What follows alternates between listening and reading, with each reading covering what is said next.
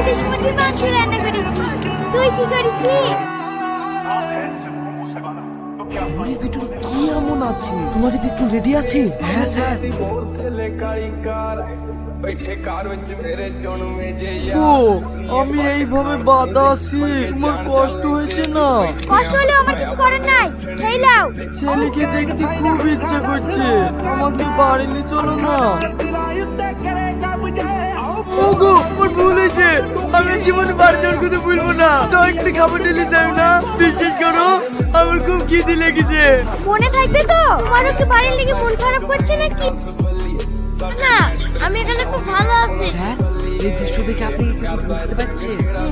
সত্যি কথা বলতে আমার জীবনে অনেক বড় বড় কেস সলভ করেছি, কিন্তু এই কেসটা আমার মাথায় কিছুতেই ঢুকছে না।